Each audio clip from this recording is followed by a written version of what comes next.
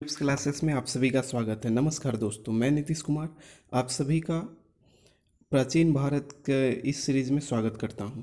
दोस्तों, अभी Lucent objective का टारगेट चल रहा है और इसके अंतर्गत हम लोग 1200 ऑब्जेक्टिव प्रश्नों को देखने वाले हैं। 1200 ऑब्जेक्टिव प्रश्नों को पढ़ने वाले हैं और ये सारे के सारे जो प्रश्न होंगे वो प्राचीन भारत से होंगे। तो हम लोग प्राचीन भारत से रिलेटेड 1200 ऑब्जेक्टिव प्रश्नों को करेंगे और टॉपिक वाइज करेंगे। इसमें ये जो वीडियो है आज तीसरा पार्ट है टारगेट लुसेंट ऑब्जेक्टिव का, प्राचीन भारत का। और ये आज का जो टॉपिक है वो है महाजनपद काल। तो चलिए जल्दी से वीडियो में चलते हैं और हम लोग पढ़ते हैं पूरा महाजनपद काल को। और जो 1200 प्रश्न का जो सीरीज है ये पर डे चल रहा है। और आप अगर चैनल पे नए हैं तो चैनल को सब्सक्राइब कर लें, वीडियो अच्छा लगे तो लाइक करिएगा और अगर और लोगों में शेयर कर सकते हैं तो करिएगा। दोस्तों, ये जो सीरीज चल रहा है ये सभी एग्ज़ाम के लिए, वनडे एग्ज़ाम हो चाहे बीपीएससी हो या फिर यूपीपीसीएस हो या जेपीएससी हो या रेलवे हो गया, फिर बिहार एसआई हो गया, बिहार दरोगा हो गया, बिहार पुलिस हो गया, और जितने भी एग्ज़ाम होते हैं एसएससी, रेलवे, बैंकिंग वगैरह का, जितने भी एग्ज़ाम में अगर जहाँ भी प्राचीन भारत से रिलेटेड क्वेश्चन आता है तो वो सबके लिए इम्पोर्टेंट है। क्योंकि इसमें जो लुसेंट ऑब्जेक्टिव का जो बुक है उसमें ज़्यादातर जो क्वेश्चन होते हैं वो किसी न किसी एग्ज़ाम में पूछे गए हुए क्वेश्चन होते हैं। तो इस तरह से रिपीटेशन अगर होता है तो क्वेश्चन बन जाता है और साथ में उस टॉपिक पे एक समझ भी बन जाता है और कोई भी क्वेश्चन छूटने का चांस नहीं रहता है। तो चलिए इस सीरीज से जुड़े रहिए और आप अगर चैनल पे नए हैं तो सब्सक्राइब कर लें और बेल आइकन को दबा लें। तो चलिए आज का वीडियो स्टार्ट करते हैं और देखते हैं सबसे पहला प्रश्न। आज का जो टॉपिक है दोस्तों वो है महाजनपद काल। महाजनपद काल, आपको पता है कि 16 महाजनपदों की जो व्याख्या है वो अंगुत्तर निकाय में और बौद्ध ग्रंथ जो है महाबोधि वंश में भी इसका चर्चा मिलता है। और इसका जो कालक्रम है 600 ईसा पूर्व से 325 या 323 ईसा पूर्व तक रहता है। और इस दौरान भारत में 16 महाजनपद होते हैं। उत्तर भारत में विशेष रूप से, दक्षिण भारत में सिर्फ एक महाजनपद होता है। और इन सब 16 महाजनपद से रिलेटेड जो भी बातें हैं उन सबको हमको पढ़ना है। तो चलिए सबसे पहला क्वेश्चन देखते हैं। सबसे पहला क्वेश्चन जो कहता है, थोड़ा जूम कर लेते हैं दोस्तों। सबसे पहला क्वेश्चन है,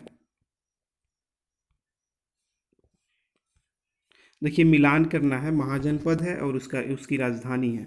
तो सबसे पहले है गंधार। तो गंधार की राजधानी तक्षशिला थी जो पाकिस्तान में भी पड़ता है। सूरसेन की मथुरा थी। मथुरा आप जान ही रहे यूपी में पड़ता है। वत्स की कौसाम्बी थी। कौसाम्बी जो इलाहाबाद का क्षेत्र है उसी को बोला जाता है। और कौशल की जो राजधानी थी वो श्रावस्ती थी। श्रावस्ती कहने का मतलब कुछ रामायण काल में इसकी राजधानी जो है अयोध्या थी। यानी अवध के क्षेत्र को कौशल कहा जाता था या कुशल कहा जाता था। नेक्स्ट जो क्वेश्चन है दोस्तों, कहता है कि हर्यक वंश के किस शासक को कुनिक कहा जाता था। तो कुनिक जो है अजात शत्रु को कहा जाता था। नेक्स्ट क्वेश्चन है दोस्तों, थोड़ा बड़ा हो गया था जी। नेक्स्ट क्वेश्चन है कि किस शासक ने गंगा एवं सोन नदी के संगम पर पाटलिपुत्र नामक नगर की स्थापना की। तो उदयन ने पाटलिपुत्र नामक नगर की स्थापना की थी जो हर्यक वंश से संबंधित था। और इसने हर्यक वंश का जो राजधानी था उसको पाटलिपुत्र में स्थापित किया था उदयन ने। नेक्स्ट क्वेश्चन है दोस्तों कि शिशुनाग वंश का वह कौन सा शासक था जिसके समय में वैशाली में द्वितीय बौद्ध संगति का आयोजन किया गया और उसे काकवर्ण के नाम से भी जाना जाता है। तो ये कालाशोक था। कालाशोक को पुराणों में काकवर्ण के नाम से जाना गया है। काकवर्ण के नाम से उसको पुकारा गया है पुराण में। और यह शिशुनाग वंश से संबंधित था तथा वैशाली में द्वितीय बौद्ध संगति जो हुई थी 383 ईसा पूर्व में, वो कालाशोक के समय में ही हुई थी। और इस तरह से आगे बढ़ते हैं तो क्वेश्चन है कि नेक्स्ट 5वां नंबर कि 323 ईसा पूर्व में सिकंदर महान की मृत्यु हुई थी। तो किस स्थान पे हुई थी दोस्तों? तो बेबीलोन में हुई थी। नेक्स्ट क्वेश्चन है कि सिकंदर महान, जिसको अलेक्जेंडर द ग्रेट कहा जाता है, एवं पोरस या पुरु की सेनाओं ने निम्नलिखित में से किस नदी के सामने आकर वाले तट पर पड़ाव डाला था। तो झेलम नदी के तट पर झेल रहे थे वो लोग। इस तरह से याद कर सकते हैं आप कि जो सिकंदर की सेना था उनका पड़ाव झेलम नदी के तट पर डाला गया था। ठीक है। नेक्स्ट क्वेश्चन है कि किस प्रकार का मृत भांड या पाटरी भारत के द्वितीय नगरीय या शहरीकरण के प्रारंभ का प्रतीक माना जाता है। तो जो मृतभांड है उत्तरी काले पॉलिष्कृत बर्तन यानी NBPW, तो उसको हम लोग किस काल में मानेंगे?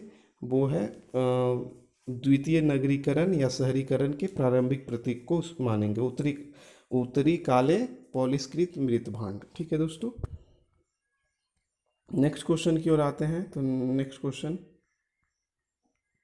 8वां नंबर क्वेश्चन है।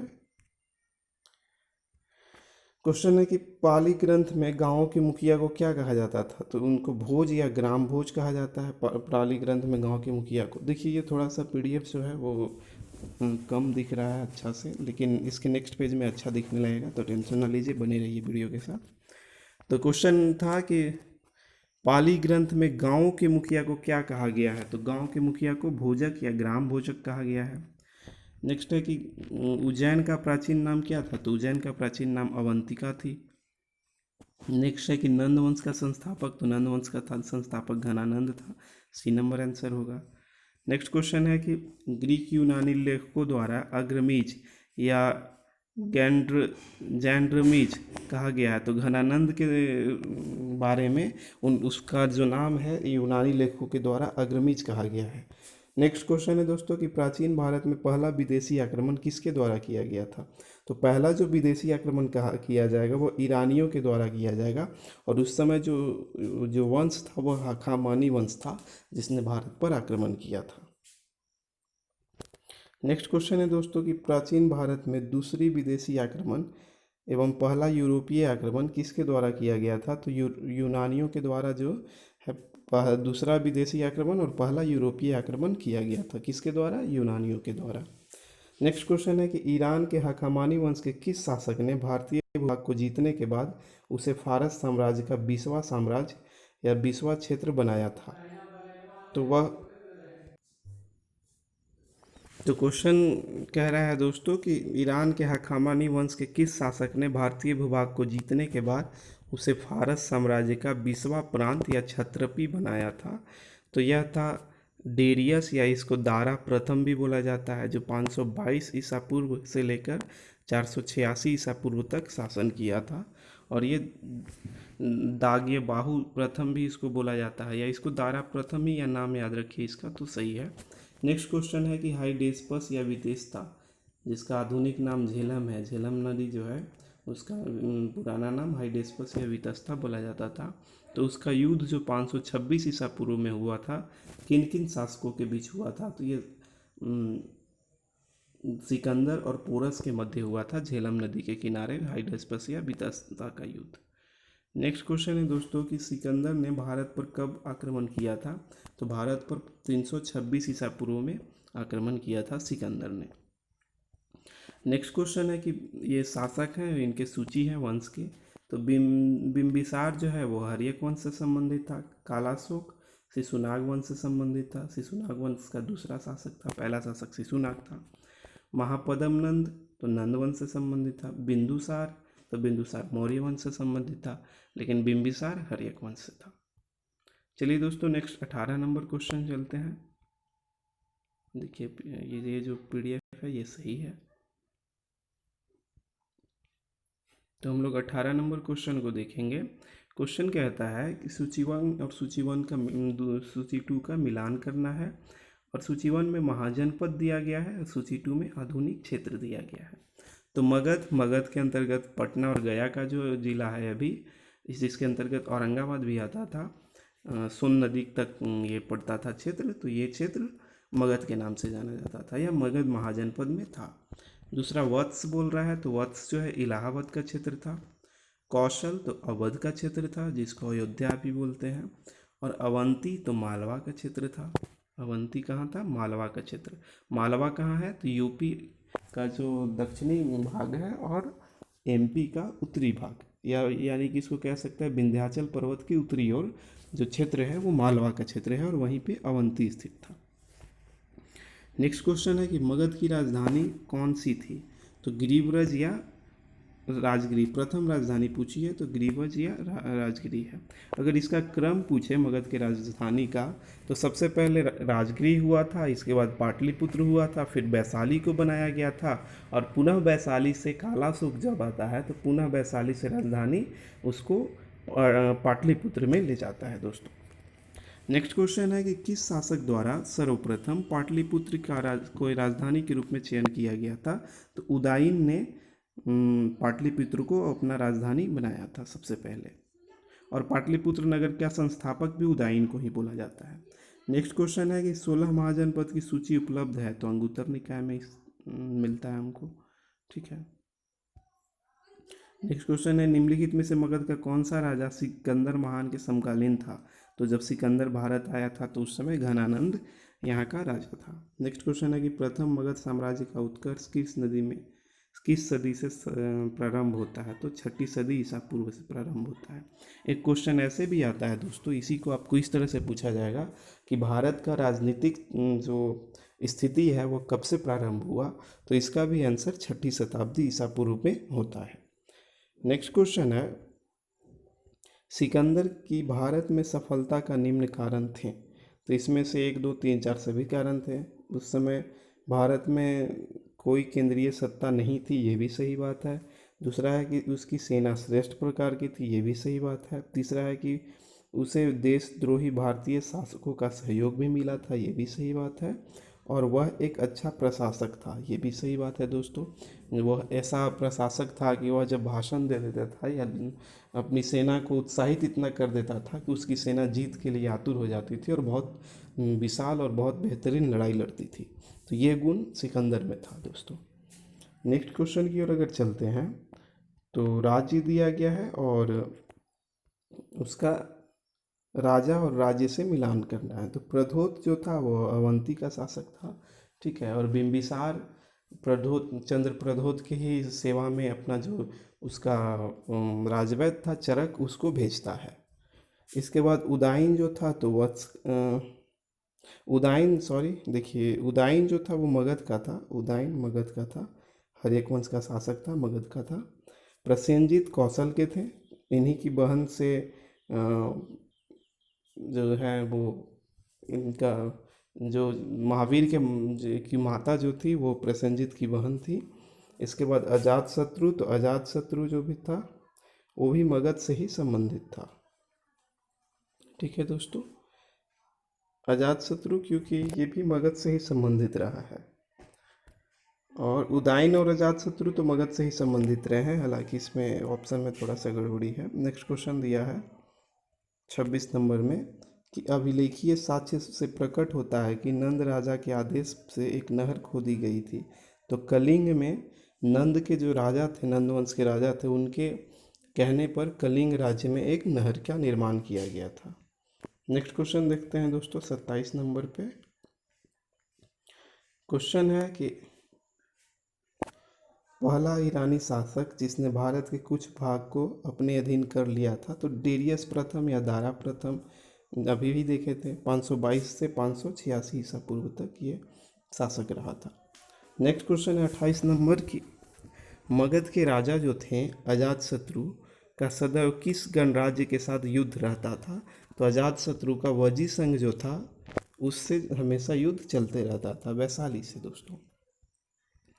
नेक्स्ट क्वेश्चन है कि वजी संघ के विरुद्ध मगध राज्य के किस शासक ने प्रथम बार रथमूलक क्या होता था? तो एक ऐसे रथ जिनके गदा और हथियार जुड़ा हुआ रहता था आगे में और पीछे में, जिससे वह अगर चलता था तो सेना में खलबली मच जाता था और उसके आसपास सेना नहीं आ पाती थी। इसके बाद महाशिलाकंटक, जिसका कार्य क्या था? पत्थर फेंकने वाला एक युद्ध यंत्र था। तो इन दोनों यानी रथमूलक और महाशिलाकंटक का प्रयोग वजी संघ के विरुद्ध मगध के किस शासक ने किया था? और गुप्त हथियारों का प्रयोग, ये दोनों जो रथमूलक और महाशिलाकंटक था यह गुप्त हथियार था, तो इसका प्रयोग अजातशत्रु ने किया था वजी संघ को जीतने के लिए। नेक्स्ट है कि नंद वंश का अंतिम सम्राट कौन था? तो नंद वंश का अंतिम सम्राट घनानंद था, जिसको हराकर चंद्रगुप्त मौर्य मौर्य वंश की स्थापना करता है। नेक्स्ट क्वेश्चन है दोस्तों कि भारत में सिक्का या मुद्रा का प्रचलन कब हुआ। तो यह 600 ईसा पूर्व में ही मुद्रा का प्रचलन भारत में हो गया था। नेक्स्ट क्वेश्चन है दोस्तों कि बुद्ध के समकालीन कौन कौन थे राजा थे। तो 1 और 3 थे, यानी अजातशत्रु था और प्रसेनजित था। बाकी बिंदुसार तो 544 ईसा पूर्व में ही शासक बनते हैं। तो अजातशत्रु और प्रसेनजित जो है वो बुद्ध के समकालीन थे। नेक्स्ट क्वेश्चन है दोस्तों कि छठी सदी ईसा पूर्व के दौरान बड़े राज्य के उदय का मुख्य कारण क्या था। तो उत्तर प्रदेश और बिहार में व्यापक पैमाने पर लोहे का प्रयोग था। लोहे का उपयोग हो जा रहा था खेती करने में भी और हथियारों के निर्माण करने में भी। तो ये बड़े राज्यों के निर्माण में एक सहायक कार्य था। नेक्स्ट इसमें बी दिया हुआ है कि जनजातीय समाज में अधिक व्यवस्थित जीवन का मार्ग प्रशस्त किया। ऐसा कुछ नहीं है दोस्तों। वाणिज्य और व्यापार का उल्लेखनीय विकास, इनमें से कोई नहीं। तो ए नंबर आंसर सही है। नेक्स्ट क्वेश्चन है कि मगध सम्राट बिंबिसार ने अपने राजजीवक को किस राज्य के राजा के लिए चिकित्सा के लिए भेजा था। तो अवंती के चंद्रप्रद्योत थे, उनके सेवा में जीवक को भेजा था। ये पहले ही मैंने बताया है। नेक्स्ट क्वेश्चन दोस्तों, किस शासक ने अवंती को जीतकर मगध का हिस्सा बना लिया था। तो शिशुनाग जो है उसने अवंती को जीतकर मगध राज्य में मिला लिया था। और शिशुनाग का शासनकाल कब से कब था। तो 412 ईसा पूर्व से 394 ईसा पूर्व तक इसका शासन था, यानी कि 18 वर्षों तक यह शासन करता है। नेक्स्ट क्वेश्चन है कि किस मगध सम्राट ने अंग का विलय अपने राज्य में कर लिया था। तो अंग का विलय जो है बिंबिसार कर लेगा। अंग जो है मगध के किस ओर स्थित था। तो अंग जो है मगध के पूर्व की ओर स्थित था। ठीक है दोस्तों। नेक्स्ट क्वेश्चन है कि शिशुनाग ने किस राज्य का विलय मगध साम्राज्य में नहीं किया था। तो देखिए, अवंती, वत्स और कौशल, इन तीनों को कर लिया था, लेकिन काशी को उसने अपने अधीन नहीं किया था शिशुनाग ने। नेक्स्ट क्वेश्चन है कि कक्षी, काशी और लिच्छवी का विलय मगध साम्राज्य में किसने किया था। तो यह अजातशत्रु ने कर लिया था, काशी और लिच्छवी का विलय अपने साम्राज्य में। नेक्स्ट क्वेश्चन है कि मगध सम्राट के बारे में कौन सा सही नहीं है। तो कौन सा सही नहीं है। तो इनमें से कोई नहीं, डी नंबर ऑप्शन सही है। यानी कि पुराण और महाकाव्यों में के अनुसार इनकी स्थापना बृहदत्त ने की थी। तो मगध साम्राज्य की स्थापना बृहदत्त ने की थी, ये भी सही बात है। लेकिन अगर वास्तविक संस्थापक पूछा जाता है दोस्तों तो बिंदुसार ही होता है, ये बिंबिसार ही होता है। और क्या है, महापद्म नंद ने इसे सर्वाधिक विस्तार प्रदान किया और हम सर्व छत्रांकन, क्षत्रियों का अंत करने वाला एक राठ की उपाधि धारण किया, ये भी सही बात है। तो हमसे गलत पूछा था, तो इनमें से कोई नहीं होगा, क्योंकि C number option Girivraj, Rajgir, Pataliputra, Vaishali क्रम से इसकी 4 राजधानियाँ बनी थी, ये भी सही है। तो ये भी सही है, ये भी सही है, ये भी सही है। तो नहीं पूछा था कि कौन सही नहीं है, तो डी नंबर से इनमें से कोई नहीं आंसर हो जाएगा। नेक्स्ट क्वेश्चन है दोस्तों कि सिकंदर के आक्रमण के समय उत्तर भारत पर निम्नलिखित राजवंशों में से किस एक का शासन था। तो सिकंदर जब भारत पर आक्रमण करता है तो घनानंद उस समय शासक रहता है और वह नंद वंश का होता है। नेक्स्ट क्वेश्चन है कि निम्नलिखित में से कौन सा एक ईसा पूर्व 6ठी सदी में के प्रारंभ में भारत का सर्वाधिक शक्तिशाली नगर राज्य था। तो मगध जो है सर्वाधिक शक्तिशाली नगर राज्य था 6ठी शताब्दी ईसा पूर्व में। अभी हम लोग दोस्तों 41 नंबर क्वेश्चन देखें तो 42 की ओर चलते हैं। 42 नंबर क्वेश्चन कहता है कि निम्नलिखित में से कौन से भारत का ईरानी आक्रमण के प्रभाव के रूप में माना जाता है। तो देखिए, जब ईरान के लोग जो है दारा प्रथम जब आक्रमण करता है भारत पे और भारत के कुछ क्षेत्रों को जीतता है और 20वां प्रदेश बनाता है, तो उस समय ईरान के द्वारा कुछ चीज़ें भारत आई थी, कुछ संस्कृति और सभ्यता का विकास उन लोगों का और हिंदुस्तान का मिला था, और इस समय कुछ चीज़ें प्रचारित हुई थी। उनमें से है, इसका आंसर है दोस्तों 1 2 3 4 5, यानी डी नंबर ऑप्शन सही है। तो इसका हम लोग पूरा देख लेते हैं। खरोष्ठी लिपि का प्रचार हुआ जब ईरानी वंश ने आक्रमण किया भारत पर, तो उसका प्रभाव ये रहा कि भारत में खरोष्ठी लिपि का प्रचार हुआ। तो ये याद रख लीजिएगा। नेक्स्ट है कि अभिलेख उत्कीर्ण करने की कला का प्रचार जो है ये भी हुआ। तो किससे हुआ? तो ईरानी आक्रमण से ही हुआ। इसके बाद है ईरानियों की छत्रप प्रणाली का प्रचार हुआ। तो ईरानियों की जो छत्रप प्रणाली है वो भी भारत में प्रचारित हो गया।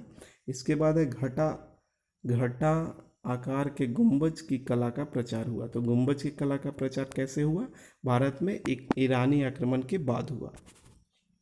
स्त्री अंगरक्षकों की नियुक्ति की जाने लगी, यानी कि ईरान के लोग जो थे वो अपने राजा जो थे वो अपने रक्षक के रूप में स्त्रियों को रखते थे, और उस कला का या उस व्यवस्था का विकास जो है भारत में भी हुआ उनके भारत आने पर। नेक्स्ट क्वेश्चन है दोस्तों कि सिकंदर के आक्रमण का प्रभाव नहीं था। तो इसका आंसर जो है वो डी है। उसके भारत को यूनान की रियासत बनाया, ऐसा नहीं किया था उसने, इसलिए डी आंसर होगा। तो सिकंदर के आक्रमण का प्रभाव क्या रहा इसको देख लेते हैं।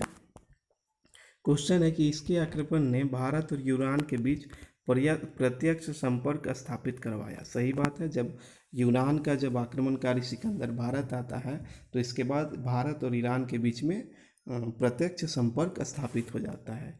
इसके बाद क्या हुआ? पश्चिमोत्तर भारत में यूनानियों की स्थापना का मार्ग प्रशस्त किया। हालांकि सिकंदर ने भारत के पश्चिमोत्तर सीमा के कुछ ही क्षेत्रों को जीता था, लेकिन आने वाले समय के लिए इसने मार्ग प्रशस्त किया। ठीक है। इसके बाद कहता है कि सिकंदर अनेक उपनिवेशों की स्थापना के लिए उत्तरदायी था। ये बात भी सही है सिकंदर के बारे में। नेक्स्ट है कि निम्नलिखित में से किस राज्य में गणतंत्रात्मक शासन व्यवस्था नहीं था? तो देखिए, मगध में राजतंत्रात्मक था, बाकी कुशीनारा के मल में भी जो है वो गणतंत्रात्मक व्यवस्था थी, कपिल वस्तु के शाक्य में भी थी, और वैशाली का लिच्छवी तो पहला गणराज्य विश्व का माना ही जाता है। नेक्स्ट क्वेश्चन है कि किसे सेनिया यानी कि नियमित एवं अस्थायी सेना रखने वाला कहा जाता है? तो ऐसा बिंबिसार के बारे में कहा गया है दोस्तों। नेक्स्ट है कि किसे उग्रसेन का मतलब होता है भयानक सेना का स्वामी कहा गया है। तो उग्रसेन जो है महापद्म नंद के बारे में कहा गया है। और क्यों कहा गया है उग्रसेन इसको? क्योंकि यह भयानक सेना का स्वामी था। और उग्रसेन यूनानी लेखकों ने इसके बारे में ये बात कहा है। नेक्स्ट है कि डेरियस या दारा बाहु या दारा प्रथम जिसको बोलते हैं, उसने 516 ईसा पूर्व में सिंधु के तटवर्ती भूभाग को जीतकर उसे ईरान का 20वां क्षेत्र प्रांत बनाया। उससे कितना राजस्व उसको प्राप्त होता था? तो इससे उसको 307 टैलेंट राजस्व का प्राप्त होता था। इसको ऐसे भी याद रख सकते हैं दोस्तों कि दारा प्रथम जो है संपूर्ण एक अगर पॉइंट पे कितना डिग्री का एंगल बनता है, कितना डिग्री का कोण बनता है, तो कोण टोटल 360 डिग्री का बनता है। तो इस तरह से उसको 360 टैलेंट का राजस्व प्राप्त होता था भारत से। नेक्स्ट है कि निम्नलिखित में से कौन सिकंदर के साथ भारत आने वाले इतिहासकार नहीं था?